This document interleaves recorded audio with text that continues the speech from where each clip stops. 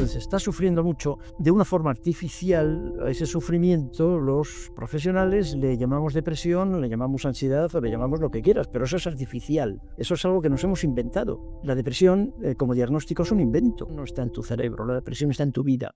Hoy viene a contarnos su vida un doctor en psiquiatría con una trayectoria profesional de más de 40 años, reconocido por su visión integradora de la psiquiatría y la psicoterapia y un referente en la aplicación de la psicoterapia breve. En esta conversación cuestionamos algunas de las ideas más extendidas sobre salud mental, depresión o ansiedad y hablamos del papel de los padres en el desarrollo emocional. Hoy, en Vidas Contadas, José Luis Marín.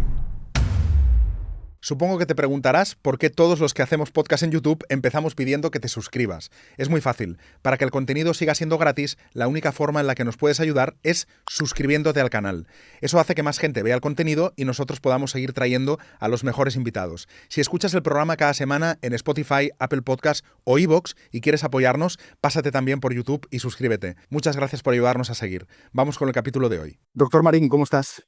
Pues encantado de estar aquí, Enric. Yo también, de que estés aquí. Antes, fuera de micro me has dicho que te tutee, por lo tanto, voy a empezar ya tuteándote. Tú dices que, ya en el prólogo, que la depresión y la ansiedad no existe. Es bastante osado, para empezar. Sí, eso es una provocación. Es decir, es una provocación que no es verdad, y te agradezco mucho que empecemos por ahí porque me permite aclararlo. Eso lo digo en el prólogo, eso lo he dicho en alguna otra intervención en público y ha habido personas que se han sentido interpeladas y que se han sentido mal por eso, ¿no? Entonces, si la depresión, la ansiedad no existe, entonces, ¿qué es lo que me pasa a mí? Entonces, yo que lo estoy pasando fatal y que llevo años pasando, entonces, ¿esto qué es? Sí, vamos a ver. No hay ninguna manera de discutir el sufrimiento humano. Lo que pasa es que hay una diferencia, me parece que importante, entre el sufrimiento legítimo, legitimar el sufrimiento. Yo no tengo ninguna duda de que esta persona lo está pasando francamente mal. Pero lo que me parece peligroso es lo que hemos hecho en los últimos años, que es ponerle un diagnóstico psiquiátrico al sufrimiento. Entender o creer que el sufrimiento humano es un problema médico. Y que es un tema médico, es algo que se puede resolver y que se puede resolver además con etiquetas diagnósticas, con diagnósticos psiquiátricos. No, tú estás sufriendo absolutamente.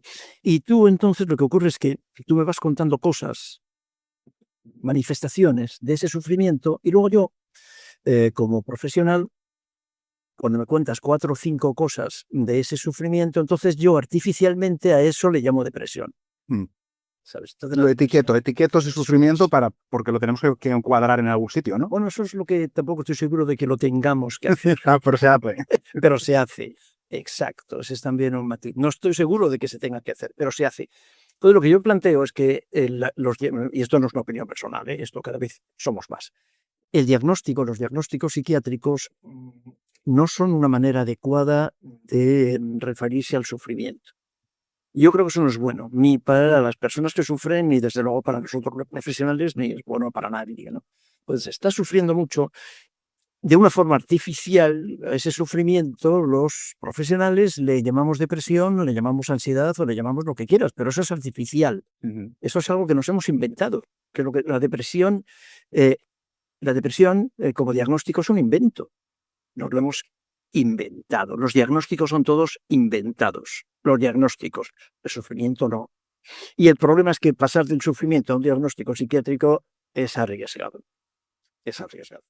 En Vidas Contadas hablamos mucho de salud mental y de entender lo que nos pasa. Y si algo he aprendido escuchando tantas historias es que todos en algún momento necesitamos un espacio para ordenar lo que llevamos dentro. A veces hablar con amigos o con la familia ayuda mucho, pero hay cosas que se trabajan mejor con un profesional que está ahí para escucharte sin juzgarte y acompañarte de verdad. Y si no sabes por dónde empezar, ahí es donde entra BetterHelp, el patrocinador de este episodio. BetterHelp es una plataforma de terapia online que te conecta con psicólogos sanitarios colegiados. Solo tienes que completar un cuestionario y en pocos días te asignan un profesional que encaje contigo. Puedes hacer las sesiones por videollamada, teléfono o chat desde casa o desde donde quieras. Si llevas tiempo pensándolo o tienes curiosidad, puedes entrar en el enlace que ves en la pantalla o que te dejo en la descripción. Además, por venir desde Vidas Contadas tendrás un 10% de descuento en tu primer mes. Ahora sí, seguimos con la entrevista. Claro, entonces, ¿cómo le decimos a la gente cuál es el motivo de su sufrimiento? No, es la gente la que nos lo tiene que decir a nosotros. Esa es otra vez la trampa. La trampa de estos últimos 40 o 50 años que yo he vivido, como médico y como psicoterapeuta, como psiquiatra, es que lo hemos invertido. Esto es, ahora soy yo el que tiene que decir lo que te pasa, porque nos hemos inventado que, además del diagnóstico, nos hemos inventado modelos biológicos. Entonces, a ti lo que te pasa es que te falta serotonina. ¿Te suena eso? Sí. ¿Lo has oído alguna vez? Sí. Que la depresión, en concreto, por decir un diagnóstico, uno de los más corrientes, te pasa eso porque tienes un desequilibrio en los neurotransmisores, entonces te falta serotonina. Entonces, claro, esto es un modelo que hoy se sabe que es falso, pero en todo caso ha tenido muchísimo éxito en los últimos 40 años. Y entonces, a partir de ese modelo, yo te digo lo que te pasa es que te falta serotonina y ahora, fíjate, te voy a recomendar que tomes un fármaco que lo que hace es recuperar ese desequilibrio. Con lo cual, oye, mira, qué fantástico y qué bien, y yo te estoy dando la explicación, ¿no? No, la cuestión es que me lo tiene que explicar el paciente. O sea, es el paciente el que me tiene que preguntar, perdón, el que me tiene que explicar lo que le pasa. Para ser más exacto, la pregunta que esto lo señalo siempre, la pregunta que tenemos que aprender a cambiar es, la pregunta no es ¿qué te pasa? La pregunta es ¿qué te ha pasado? ¿Qué te ha pasado? Un paciente viene a mi consulta contándome los síntomas que sean. A veces viene ya con el diagnóstico hecho, claro. Sí.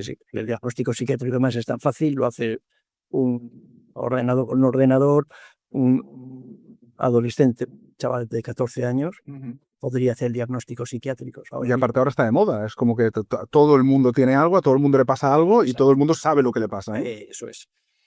Pero fíjate, el matiz, todo el mundo sabe lo que le pasa, sí, y nosotros no deberíamos ponerle una etiqueta diagnóstica a eso. O sea, porque entonces estamos confundiendo otra vez biografías con etiquetas diagnósticas, con diagnósticos. Todo el mundo sabe lo que le ha pasado, más que lo que le pasa, lo que le ha pasado. Todo el mundo sabe que su sufrimiento actual, que me está contando en la consulta con diferentes síntomas, sea el síntoma que sea, no me puedo levantar de la cama, no puedo dormir, no puedo comer, me duele todo, no puedo con mi alma, ¿sabes? No tengo ganas de nada, Todo el mundo sabe por qué le pasa eso. ¿Sabes? ¿Por qué le ha pasado? ¿Cuál es la historia? Para que ahora tenga esos síntomas, que son síntomas que son manifestaciones del sufrimiento. Yo te insisto entonces en que lo que es artificial es el diagnóstico, no el sufrimiento, es el diagnóstico. De esas cosas que nos han pasado, muchas nos pasan en la infancia. ¿Cómo de importante es la infancia en cómo estamos ahora? Es absolutamente. Nosotros somos lo que han hecho de nosotros. Eso es de Sartre, no es mío.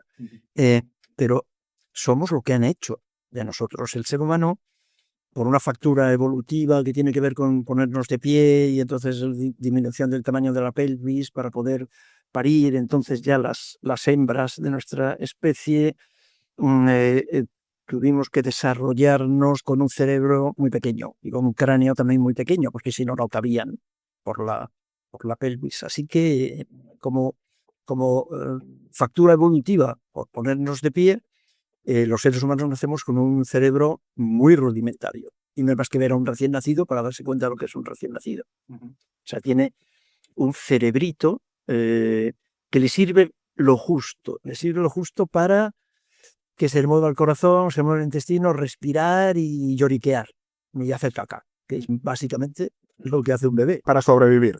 Exacto. Para sobrevivir, cuidado, para sobrevivir siempre que tenga una persona al lado.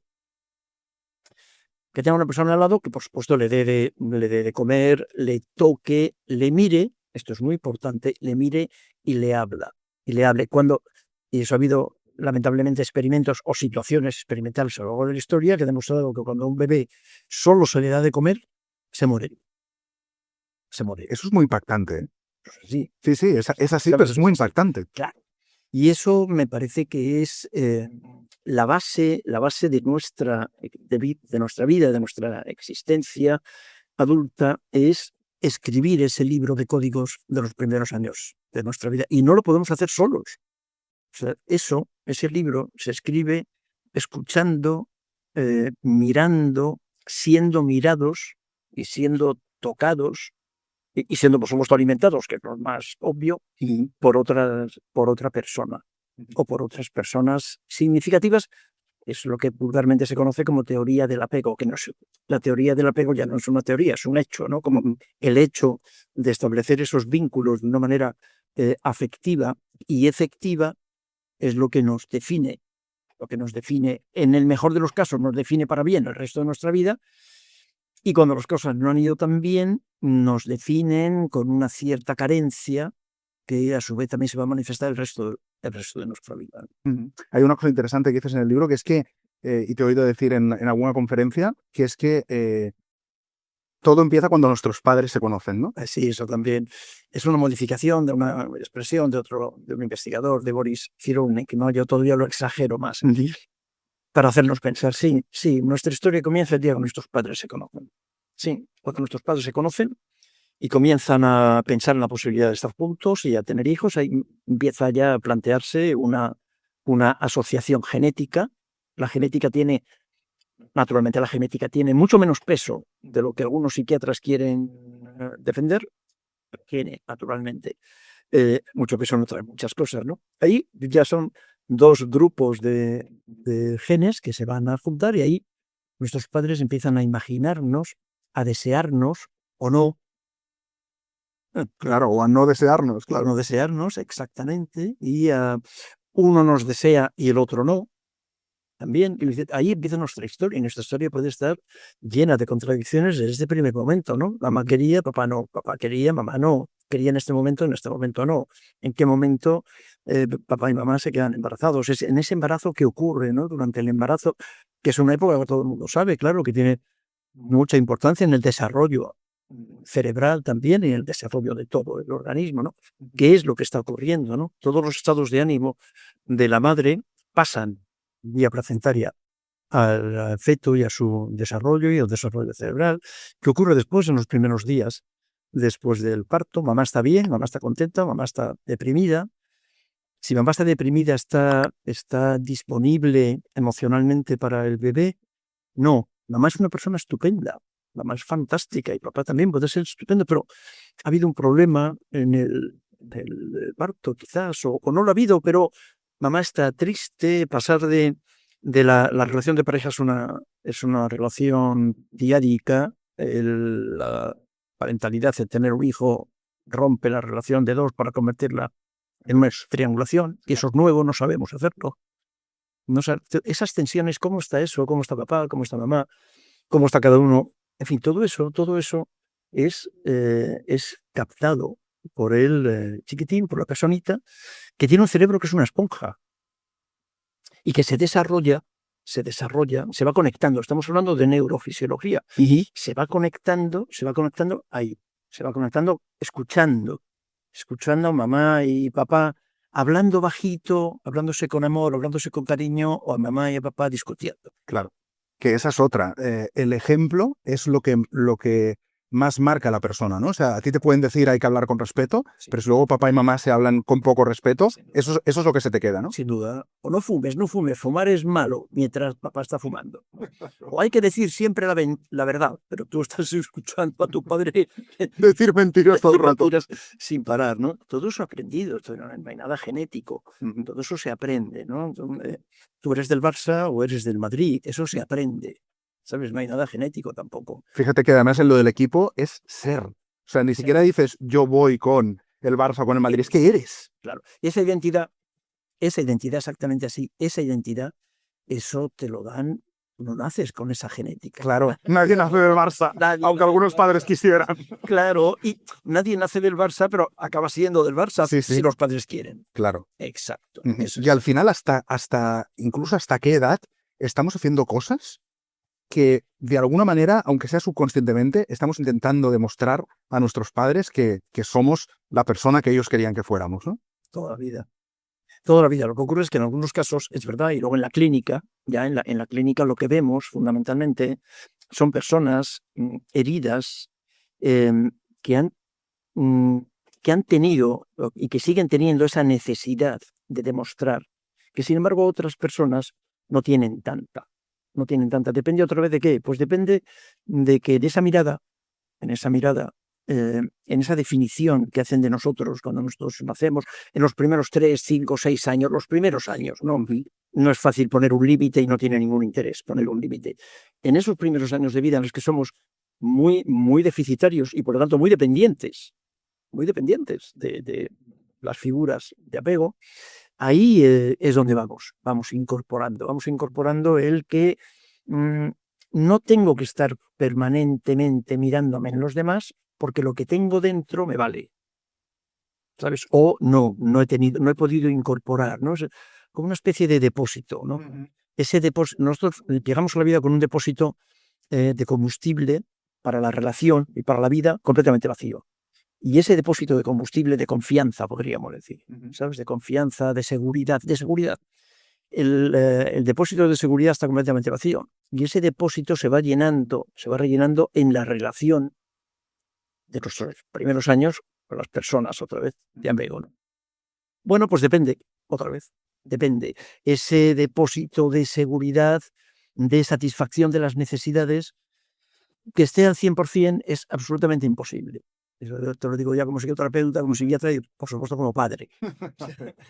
Cumplir, satisfacer las necesidades de nuestros hijos al 100% es absolutamente imposible y además es una tarea innecesaria, la búsqueda. O sea, los padres vamos a defraudar, vamos a decepcionar, no tenemos ninguna posibilidad de cumplir el 100% de las expectativas, de llenar el depósito al 100%. Bueno, pero ese depósito, si ese depósito que tiene 100 litros, tú lo llenas con 80 y sales de Madrid, con 80 litros de combustible llegas a los Pirineos. Llegas lejos, sí. Llegas lejos, exacto. Y probablemente entonces las desgracias de la vida las vas a poder superar sin necesidad de ir al psiquiatra o al psicólogo o al psicoterapeuta. Sin embargo, si en estos primeros años de vida tu depósito de confianza, de seguridad, que yo creo que es la palabra que puede definirlo mejor de una forma simple, tu depósito de seguridad solo ha llegado al 20%, solo tienes 20 litros. ¿Por qué? Pues porque eso, en las relaciones, en las primeras relaciones, has escuchado demasiadas veces que no vales, que eres un inútil, o no te has sentido mirado. Cuando has necesitado un abrazo, no te lo han dado. Mamá y papá estaban a lo suyo. No quiero hacer un juicio de valor de ninguna. Mamá y papá han hecho lo que han podido, ¿vale? Pero han hecho lo que han podido, pero en cualquier caso no estaban disponibles. Así que tú no sabías muy bien qué pasaba. No sabías muy bien de qué humor estaba mamá, de qué humor estaba papá, qué iba a ocurrir. Lo que había en casa era básicamente una sensación de inseguridad. Así que tu depósito de seguridad tiene 20 litros. Está el 20%. Por 20 litros llegas a Zaragoza, con suerte, desde Madrid. Muy lejos no llegas. No llegas. Pues ya está. Esto podría ser una analogía de lo que con quienes nos encontramos nosotros en la consulta, fundamentalmente con estas personas que tienen su depósito de seguridad, lo tienen casi vacío. Claro, y hablando precisamente, ¿no?, de depósitos de seguridad, para llenar ese depósito al 80%, ¿cómo tiene que ser papá y mamá? Porque también hay mucha confusión con eso, porque yo veo muchos padres que dicen, yo intentaré ser su amigo, que me lo cuente todo. ¿Un padre qué tiene que hacer? ¿Cuál es la misión de un padre o de una madre? Lo de que pretender ser amigo de tu hijo me parece, sinceramente, con todo el cariño y todo el respeto, y perdóname por la expresión, me parece una horterada. Es querer ser amigo, ¿no? Y una pérdida de rol, y una pérdida de papel, y una pérdida... Lo que pasa es que seguramente es más fácil ser amigo que ser padre, porque ser padre obliga a una responsabilidad que en ocasiones es muy dolorosa, que es el decir que no. Yo creo que una de las tareas fundamentales de la paternidad, y siempre recuerdo que con todas las cosas que he hecho en mi vida, que es una vida larga y que está llena de cosas, que he hecho muchas cosas en mi vida, me ha salido mejor, te ha salido peor, pero en todo caso, estoy seguro que la tarea más difícil de mi vida ha sido ser padre. Yo creo que es difícil. Y una de las cosas más difíciles de la paternidad es poner límites. Es decir, que no. Claro, porque cuando uno pone límites, también pienso que estás haciéndolo bajo tus creencias. Es decir, al poner límites ya le estás inculcando unas creencias que después también arrastrará cuando sea mayor, ¿no? Y que a lo mejor no son las mejores tampoco. Sí, sin duda. Claro, lo de las mejores a su vez, después de miles de años de cultura, tampoco sabemos muy bien cuáles son, ¿no? Y ahí parte de los problemas en los estilos de crianza es que se va pasando de un lado a otro, estamos permanentemente experimentando. Ya, pero eso es lo nuestro. Uno tiene que tener una cierta también seguridad como padre.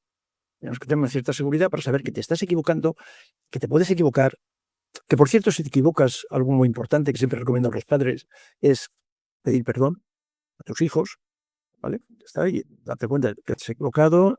Eso en psiquiatría, en psicoterapia llamamos reparación.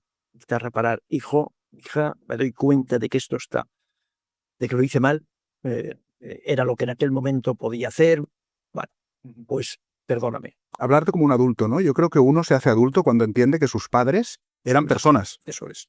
Pero padres, no amigos. No amigos, no puedes ser amigo de tu... No hace mucho, comía con mi hija mayor, mi hija tiene 40 años, y comía con ella y me lo decía, me lo ha dicho muchas veces, vamos, ¿no? Que cómo se alegraba de que su padre no haya sido nunca un amigo. Nos llevamos muy bien, nos queremos mucho, porque con el resto de mis hijos la relación me parece fantástica, pero ellos siempre me lo dicen. Por una cosa muy obvia, amigos ya tengo. Amigos y amigas ya tengo. Yo lo que necesito es un padre, y lo que he necesitado siempre es un padre, que era una figura sólida, una figura estable, la seguridad. Estamos hablando de la seguridad, que es lo que necesita fundamentalmente. El bebé nace sin cerebro. El cerebro del bebé es el cerebro de la madre. La madre es el cerebro auxiliar del bebé, porque el bebé no tiene corteza, la tiene, claro, pero la va conectando en estos primeros años y se conecta en la relación. Y se conecta en la relación con una figura estable, con una figura segura, con una figura que le dé seguridad, una figura, ¿sabes? Que esté rutinizado, que no haya sobresaltos. Algo fundamental para este desarrollo neurológico es que para los adultos eso pierde glamour, pero para un bebé la rutina es la fuente fundamental de la seguridad. O sea, el baño siempre a la misma hora, el desayuno es a la misma hora, la comida a la misma hora, siempre va a haber comida, siempre voy a tener, ¿sabes? Mamá, papá, van a estar aquí. Entonces, si hay una rutina, esa rutina es la que me permite hacer conexiones neuronales sin tener que ocupar la energía cerebral en sobrevivir. Porque de que yo sobreviva ya se ocupa mamá. Claro, si tú te sientes que alguien ya está mirando por tu supervivencia, puedes hacer otras cosas. Exacto. Si no, ocupas todo tu tiempo en sobrevivir. Exactamente así. Es exactamente así. Es economía pura. Exactamente así.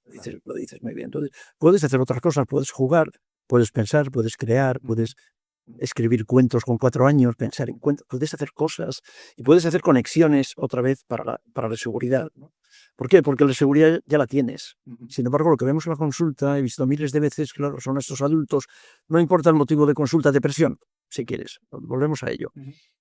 La depresión no es algo que me cuenta esta persona, no, eso es un nombre que yo le pongo para etiquetar en el momento actual una biografía que seguramente ha estado llena de desdichas. Algunas muy obvias, otras no tanto, más sutiles, pero que cuando hablamos con la persona, pues es una sucesión seguramente de desdichas con poco soporte, porque también el ser humano está perfectamente dotado para hacernos cargo de una gran cantidad de desgracias y de desdichas, pero es importante que las podamos compartir. Ocurre es que en nuestra consulta nos encontramos con personas que han pasado por muchas desgracias, por muchas desdichas, que no han podido compartir con nadie. ¿Sabes? Por eso las tienen que compartir con un psicoterapeuta, por eso se inventó la psicoterapia. Y lo ha habido siempre, y antes eran chamanes, eran sacerdotes, ¿sabes? Y ahora también en algunos niveles son amigos, han sido siempre un buen amigo, una buena novia, un buen novio, una pareja, eso es absolutamente fantástico. Ahora, lamentablemente, se está haciendo cargo de eso la IA. Eso es un tema que ni siquiera iba a sacar, pero he leído hace poco que una gran parte de la población está utilizando ahora IAs como ChatGPT como consulta psicológica. Es muy preocupante. A mí me parece otra vez que eso es un resultado de pura ecología.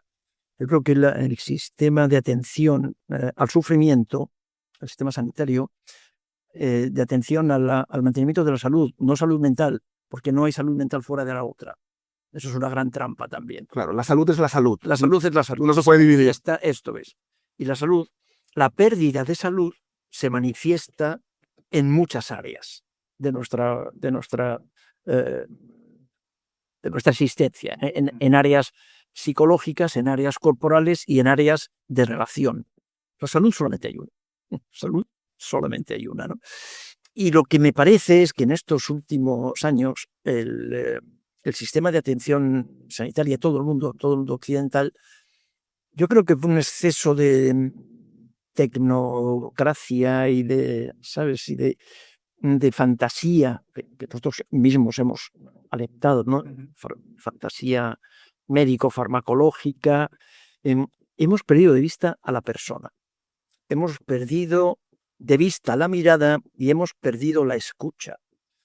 Con lo cual, si nosotros lo perdemos, que somos quienes tenemos la autoridad cultural, la autoridad que nos da la cultura, que nos da la sociedad, si nosotros perdemos eso, la persona tiene que buscarlo donde sea. Si no se lo da, si no puede hacer psicoterapia en el sistema público de salud, porque no se puede hacer psicoterapia en el sistema público de salud y no tengo dinero, lo hago con mi teléfono móvil, una aplicación que es prácticamente gratis o gratis. Totalmente. Sí, de hecho, en el libro tú explicas que el humano dejó de creer en Dios y empezó a endiosar a la tecnología. Eso es. Y me parece muy coherente lo que dices. Y dices que sabemos más sobre áreas específicas, porque la tecnología nos ha dado eso, pero sabemos menos sobre el ser humano, ¿no? Eso es exactamente lo que hemos hecho. Cada vez, si te das cuenta, en esto que se llama ciencia, vamos, la medicina no es una ciencia, nunca ha sido una ciencia, es una tecnología, pero en todo caso la medicina se apoya en ciencias. Cada vez sabemos más cosas, pero de cosas más pequeñas. Estamos haciendo el recorrido, yo creo que el recorrido inverso, o dicho de otra forma. Hemos hecho el recorrido que hemos podido. Pero personalmente creo, o creemos, insisto, eso no es una opinión personal, que no soy el único que de ninguna manera, el único que lo plantea, que tenemos que pensar en la posibilidad de transitar en otros sentidos, de las cosas más pequeñas al ser humano, a lo más grande, ¿no? Entonces sabemos muchísimas cosas de biología molecular. De hecho, en la Facultad de Medicina lo que se enseña fundamentalmente es biología molecular. No se enseña a ver personas, se enseña a tratar enfermedades, es completamente distinto. Tratar enfermedades es completamente distinto de ver enfermos. Claro, de hecho, mi mujer es del ámbito de la salud y me explicaba que en los hospitales muchas veces hay carteles de cómo hacer, o sea, cursos de cómo humanizar, no sé qué. Y decía, claro, es que, ¿cómo puede ser que tengamos que hacer un curso para ser humanos? Fíjate, ¿no? Es exactamente así. Esa es la reflexión.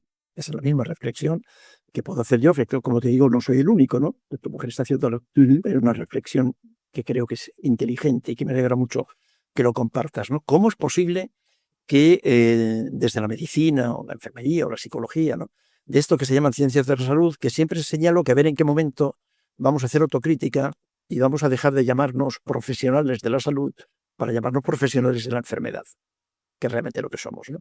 Pero ¿cómo es posible que tengamos que hacer? Bueno, ¿cómo es posible? Ya sé que como es posible porque en estudios que se han hecho, que son muy fáciles de hacer, o sea, lo puedes hacer tú mismo entrando en el programa de medicina de cualquier facultad de medicina de España, solo el 4% de los contenidos del número de horas, solo el 4% del contenido curricular de la carrera de medicina está relacionado con habilidades relacionales, está relacionado con humanidades, 4%. En una profesión donde básicamente se basa en la relación. En humanos. O sea, la relación humana. Exacto. Entonces, en lo humano, en la Facultad de Medicina, en lo humano ocupamos el 4% del número de horas. Así que, como a veces digo también con ánimo de provocar, lo que estamos aprendiendo en la Facultad de Medicina es veterinaria. Claro, porque la diferencia en la biología del corazón entre un cerdo, un macaco y un humano es muy pequeña. De hecho, todos los fármacos, por ejemplo, y muchos otros tipos de experimentos conductuales se hacen con animales, con mamíferos. Así que la medicina es la fisiología del mamífero y luego lo humano. Bueno, pues lo que le ponemos de humano a la medicina es un 4%. Muy bien. Después no me extraña que entre ChatGPT. Exactamente. Evidentemente. Esto es como nos sorprende. O sea, como de repente nosotros nos enfadamos, ¿no? Es que no puede ser, es que ChatGPT no puede sustituir al médico o al psicólogo o al psicoterapeuta. Pues vamos a hacer autocrítica. ¿sabes? Porque una vez más, ChatGPT y todo esto y las famosas pseudoterapias y todo esto están aquí porque nosotros estamos haciendo una dejación de funciones. Y el ser humano necesita algo absolutamente fundamental desde el mismo día de su nacimiento, que es que lo escuchen. Y lo escuchas y que le mires. Y le escuchas por las buenas o por las malas. Entonces, si le escuchas por las buenas, fantástico, acabas llenando ese depósito y ya no tienes que llamar la atención, o le escuchas por las malas. ¿Y cómo le escuchas por las malas? Llamando la atención. ¿Y eso cómo se llama en medicina o en psiquiatría? Síntomas. Esos son los síntomas. Entonces, o me ves y me escuchas y me atiendes por las buenas, porque tienes disponibilidad, porque tienes tiempo, porque puedes, porque quieres, porque estás bien, porque claro, los padres también tenemos nuestras cosas, ¿no? Y entonces me ves por las buenas y ya no tengo que hacer síntomas. Si no puedes hacer todo eso, y que quede claro que no estoy haciendo un juicio de valor, no, y mucho menos culpabilizar. No, diciendo lo que hay. Lo que hay, que todos, yo creo que todos sabemos que esto es así, ¿no?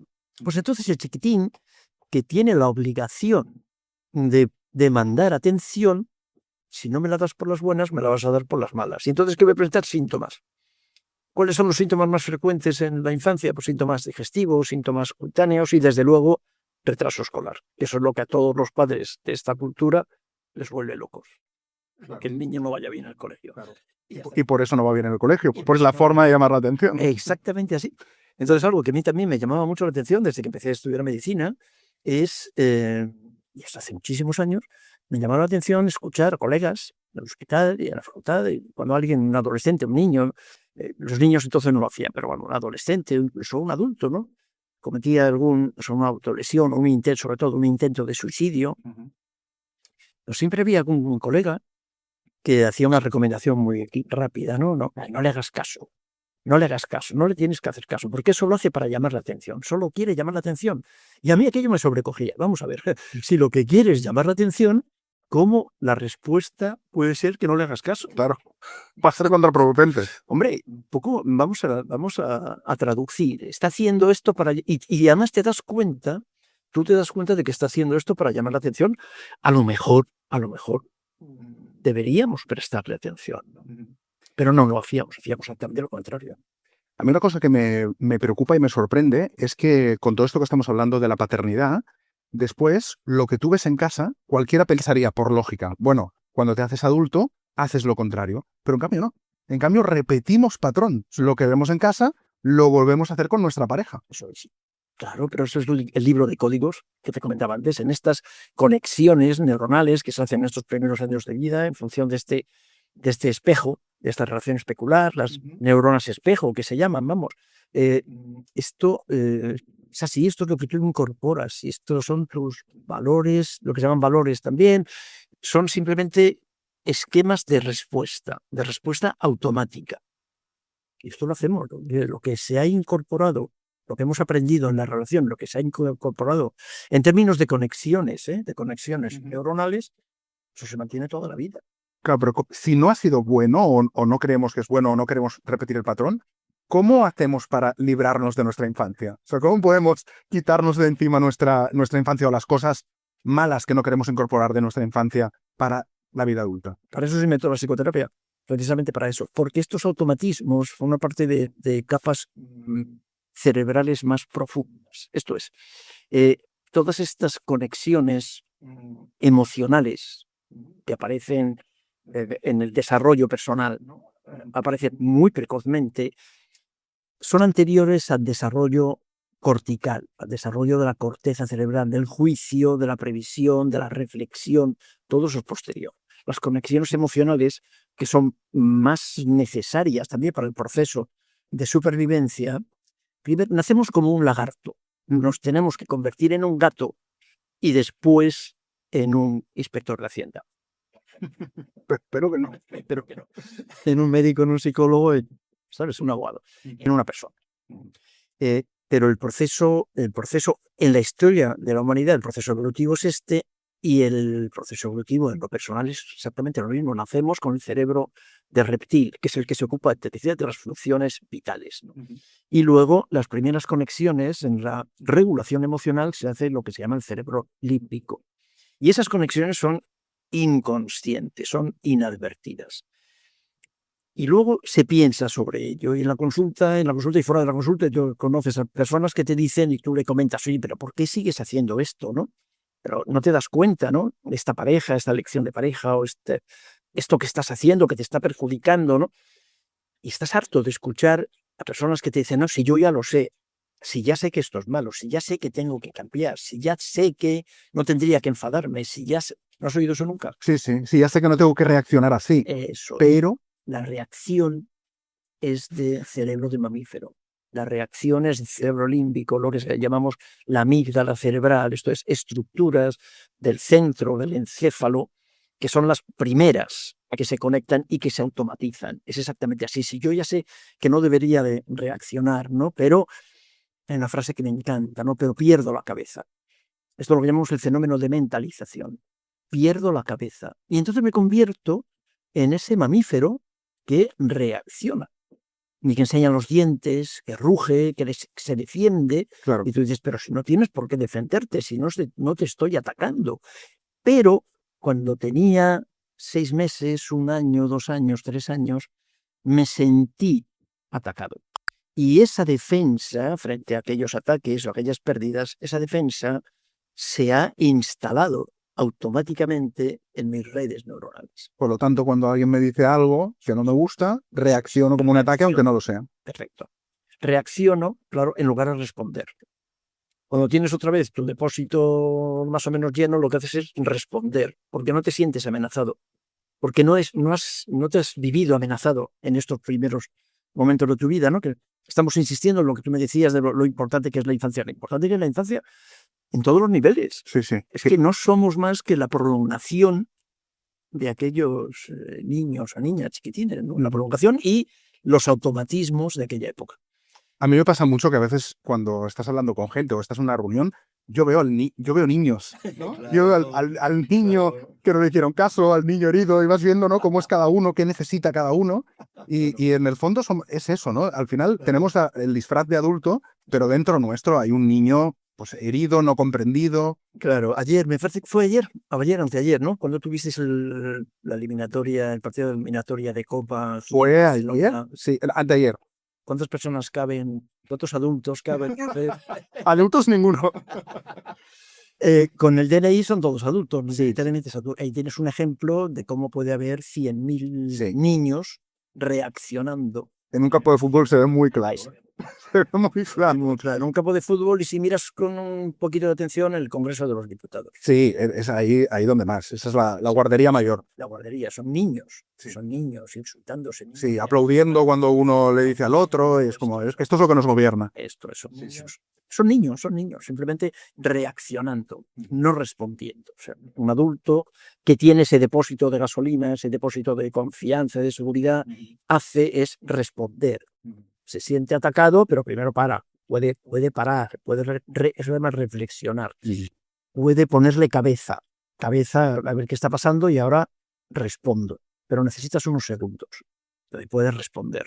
Estas personas que vemos a la consulta mayoritariamente, o que no vemos a la consulta, lo que tú decías, ¿no? Que yo ya sé que no tendría que enfadarme, yo ya sé que tendría que estar animado, yo ya sé que no tendría que estar triste, porque es que esto me pasa. Además te lo dicen, es que a los pacientes, si los escucháramos, lo que pasa es una vez más no los escuchamos. Directamente ponemos unos síntomas, un diagnóstico y un tratamiento. Pero si les escuchásemos, ellos te lo cuentan, ellos lo saben todo y te lo cuentan, ¿no? Yo ya sé que no debería, ya sé que tendría que animarme, pero... Y te cuentan por qué no se pueden animar y por qué reaccionan, no responden.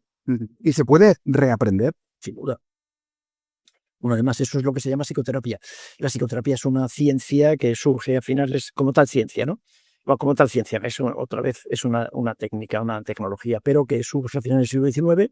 La primera psicoterapia que se puede entender como psicoterapia reglada y con ánimo de hacer psicoterapia es de Joseph Breuer, final del siglo XIX, la escuela de Freud.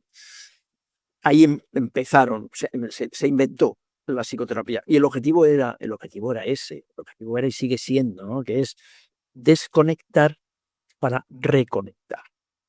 Es un fenómeno que está perfectamente apoyado biológicamente con un mecanismo que se llama neuroplasticidad. Eso se puede hacer perfectamente, es un aprendizaje. Reaprender. Esto es un aprendizaje que primero lo tienes que ver, que eso es lo que un terapeuta hacemos básicamente, facilitar y que la persona vea su historia, vea que no es un problema de serotonina. O que si la serotonina está alterada, no es la causa de su sufrimiento. Claro. Siempre digo lo mismo, la depresión no está en tu cerebro, la depresión está en tu vida. Primero vamos a ver tu vida, ¿vale? Y una vez que la persona lo ve, y lo ve en cuanto que se lo propone, es que lo saben perfectamente. Entonces vamos a ver ahora cómo desconectamos para reaprender esto. Es como este síntoma, ¿no? La defensa, este síntoma, sea cual fuera, ¿no? Desde una reacción exagerada hasta un dolor de cabeza. Este síntoma fue útil en los primeros años de tu vida, pero ahora ya no.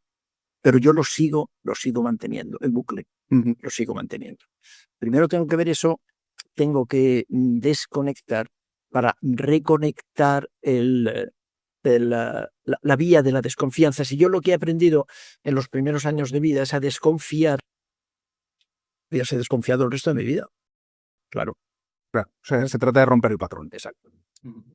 Hay una cosa muy interesante en el libro, porque todos sabemos que el estrés enferma, eso lo sabemos todos, aunque vayamos estresados, pero todos sabemos que el estrés enferma. Pero tú dices en el libro, ser pobre enferma. Sí. Y dices que pesa más el código postal que el código genético. Sí. ¿Por qué ser pobre enferma? Ser pobre, lo que te enferma es además la inseguridad, es la precariedad. ¿Sabes? Y la pobreza está muy asociada a la precariedad y a la inseguridad, ¿no? Siempre se dice, no, el dinero no te da la felicidad. Claro que no, pero hombre, ayuda. Que decir lo contrario es un ejercicio de cinismo que me parece también muy injusto, ¿no? Te da la comodidad, te da la tranquilidad que te puede llevar a la felicidad o no. O no. No es una condición Claro. imprescindible, pero es necesario. Entonces, que tú sepas que puedes encender la calefacción en invierno, que puedes pagar el gas, que no te van a echar de tu piso porque es tuyo. Lo has comprado y además tienes 2 o 3, incluso. Que tienes, tú y tus hijos van a tener comida hoy, mañana y pasado, y que puedes ir al supermercado incluso sin mirar las etiquetas de los precios. Eso no te da la felicidad, por supuesto que no, pero no me digas que no ayuda, al menos en un elemento, en un factor, que es la seguridad. Y estamos hablando del principio, de lo importante que es la seguridad. Lo que te enferma es la precariedad, y la pobreza, lamentablemente, es una fuente inagotable de precariedad y de inseguridad y de duda, ¿sabes? Y de frustración. Y no puedo encender la calefacción, ¿sabes? Si mis hijos no pueden ir, si se rompen sus zapatos, no puedo comprar los zapatos nuevos, ¿sabes? Si van sin desayunar al colegio. Y no sé si vamos a estar aquí el mes que viene porque le debo 2 meses al propietario del piso y me está amenazando con el desahucio. Eso enferma. No hay fuente de estrés más grande que esa, claro. Estás otra vez como cuando éramos pequeños. Me estoy ocupando de sobrevivir, no puedo vivir, ¿no? Exactamente. La felicidad es una función de lujo. Primero tengo que sobrevivir y luego soy feliz. Pero primero voy a sobrevivir a cualquier precio, ¿no? Claro, el código postal, el código genético, en lo que se refiere, el código genético define nuestro temperamento, el color de piel, el color de los ojos, y otras muchas cosas. Faltaría más, pero nada más. El código genético es un mapa de posibilidades. Pero que luego aparezca una cosa o aparezca otra, que la predisposición a una enfermedad aparezca o no, tiene muchísimo que ver con eso que se llama la epigenética, porque ocurre después de la genética, y en eso tiene muchísimo que ver también el código postal. ¿Qué lleva del código postal? Pues, por ejemplo, mejores alimentos, mejor comida. Se publicaba hace no muchas semanas, en el diario El País. Se publicaba, bueno, pero hace menos todavía, la semana pasada era algo todavía mucho más sangrante, pero hace algún tiempo se publicaba exactamente esto, que es algo que ya sabemos todos. Entre Pozuelo de Alarcón, ¿sabéis? Pozuelo de Alarcón es ese pueblecito que está al lado de Madrid y que es el que tiene la renta per cápita más alta de España, creo. Eso es Pozuelo. Eso es Pozuelo de Alarcón. Sí. Bueno, pues entre Pozuelo de Alarcón y Parla, que es otro pueblecito, que está también, Pozuelo tiene 80.000 habitantes, Parla pues tendrá 90 o 100.000. No sé. Pero están en línea recta, están a 20 y tantos, lo miré hace no mucho en Google, a ver cuando había, me parece que eran 26, Sí, 25 kilómetros, una cosa ridícula. Estamos muy cerca, ¿no? Digo, porque yo vivo en Pozuelo, estamos muy cerca de Parla. Bueno, pues entre Pozuelo de Alarcón y Parla hay una diferencia de 2 años en expectativa de vida. Eso es una barbaridad. En 20 kilómetros. En 20 kilómetros en la Comunidad de Madrid, ¿sabes? En la Europa, en la España de siglo XXI. 2 años de expectativa de vida. Claro, el donde vives es los alimentos que comes, las relaciones que tienes, los cuidados, la contaminación. Las zonas verdes. Esto está perfectamente descrito también, ¿no? Lo importante que es para el ser humano el entorno. El entorno en todos los órdenes, pero el entorno, por ejemplo, el entorno verde, ¿no? Los parques, los árboles, la naturaleza. Doctor, tengo 1000 temas, me encanta hablar contigo y me gastaría horas con 1000 temas, pero quiero preguntarte esto porque creo que a mucha gente le puede servir esta pregunta también. Cuando alguien de nuestra familia, de nuestros amigos, de nuestro entorno está mal, normalmente no sabemos reaccionar. O no sabemos escuchar, o nos da miedo, o le decimos, tú lo que tienes que hacer es estar bien, ¿no? Es esa gran frase que no ha ayudado nunca a nadie. ¿Qué tenemos que hacer cuando alguien de nuestro entorno está mal? ¿Cómo actuamos? Lo que la medicina y incluso la psicología, en cierta medida, ha perdido, pero sobre todo la medicina. Lo que ha perdido es la capacidad de escucha. De escucha. Con muchísima frecuencia, fíjate que existe una palabra, además en castellano, para eso, que se llama desahogo. El desahogo, claro, ayuda. Me estoy ahogando, desahógame. Y el desahogo es hablar. Es hablar. El ser humano necesita hablar. Enfermamos por falta de vocabulario. Enfermamos por falta de palabra, por falta de escucha, ¿sabes? Porque no nos escucha nadie. Estoy exagerando, pero estoy exagerando entre comillas. O sea, hay una relación muy clara entre la enfermedad y la falta de escucha, la falta de palabra. Lo que decimos a los amigos, como tú dices, y lamentablemente yo lo he escuchado eso también en el ámbito médico, decir, pero no te preocupes. Pero si esto, no te preocupes, esto no es importante, si esto ya está, no, anímate, ¿sabes? Anímate, relájate, lo que tienes que hacer es relajarte. Eso no solamente no ayuda, eso a mí me parece que eso enferma más. Eso, tenemos una palabra para eso, que es retraumatizar. O sea, yo necesito que me mires, yo necesito que me escuches, yo necesito llorarte, compartir, eso es la empatía, necesito compartir contigo y que tú soportes, ¿no? Mi dolor, mi sufrimiento, lo voy a compartir contigo, ¿no? Hay un refrán castellano, esto es una cosa brutal, un refrán castellano que todos conocemos que es mal de muchos, consuelo de todos. Ese refrán surge en la época cervantina y el refrán concreto es mal de muchos, consuelo de todos. Fíjate lo que ha hecho la cultura del siglo XX, siglo XXI con el refranero. Entonces es el consuelo de tontos. No. La primera edición del refrán era que era consuelo de todos. No lo sabía. Claro, pero fíjate, ese es el consuelo de tontos. No, el mal de muchos y el poder compartirlo. Y de hecho, eso ha ocurrido a lo largo de toda la historia de la humanidad, que el mal de muchos, el poder compartir ese mal de muchos era compartirlo. Compartir el mal ayudaba. Y parecía que estaban menos mal. ¿Por qué ahora hay, sin embargo, esta sensación de que todo el mundo está tan mal? Porque no se comparte nada. Porque nos hemos desconectado. La palabra, yo creo, o una de las palabras es la desconexión. Estamos desconectados de todo. Desconectados de la naturaleza. Es una catástrofe. Es una catástrofe para el ser humano. El ser humano sigue siendo un animal. Sigue siendo mayoritariamente un animal que necesita el campo, necesita la naturaleza. Vivimos en ciudades en las que además estamos 2 horas diarias en un transporte público o privado, respirando basura, comiendo basura, escuchando ruido sin parar, ruido. Es enloquecedor y no podemos contarlo, porque además vivimos también en una japicracia en la que al revés, lo que tenemos que comentar todos y hacernos muchas selfies es de qué bien y qué felices somos. Y si no eres feliz, eres entonces un enfermo. El panorama es desolador, sí. Desolador. Realmente es bastante desolador. Estamos haciendo lo que la cultura está haciendo con la sociedad. Y lo que ocurre es que la sociedad somos todos. Lo que estamos haciendo con nosotros mismos es tremendo. Te voy a hacer la última pregunta, que es común a todos los invitados, que es, ¿cuál ha sido tu mayor aprendizaje de vida? El ser padre, sin ninguna duda, y el superar la paternidad con la cantidad de errores que he cometido y que a pesar de todo mis hijos me quieran.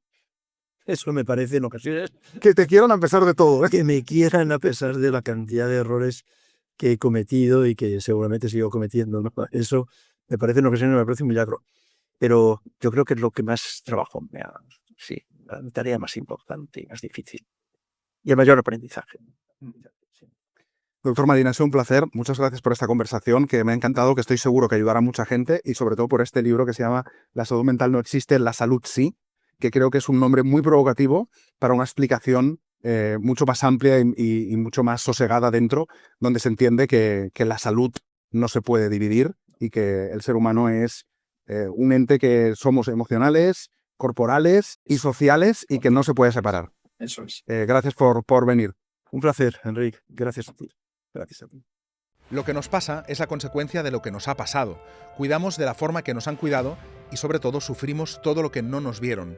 Somos la mezcla perfecta entre quienes quisieron que fuéramos y nuestras ganas de huir. Vidas Contadas es un podcast producido por 729.